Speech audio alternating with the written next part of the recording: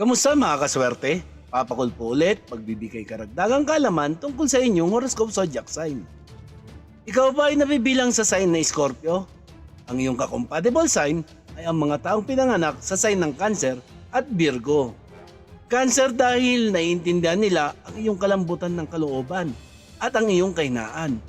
Parehas kayong may shell at sipit na nagtatago ng inyong malalim na emosyon. Mamahalin niyo ang isa't isa ng 100%. Iba talaga ang inyong chemistry, malakas at kakaibang intimacy. Virgo naman ay kabahagi ng inyong kapighanian sa buhay at madamdaming espiritu. Ang inyong simpleng nature ay bagay sa inyong personality, paggawa ng malalakas at balancing bonding.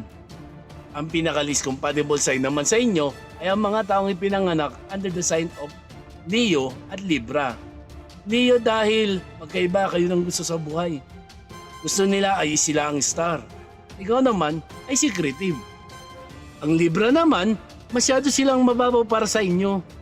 Tingin naman nila sa inyo, masyado kayong emo, kaya hindi kayo bagay. Sa usapang kulay naman, ang sulat ng kulay para sa inyong mga Scorpio ay ang kulay na black, red at purple. Ang kulay black ay nakaka-impluwensya sa emosyon at pag-uugali ng isang Scorpio.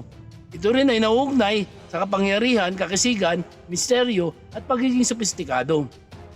Dahil sa inyong pagiging misteryoso, lalong nagko-complement ang kulay na black para sa inyo.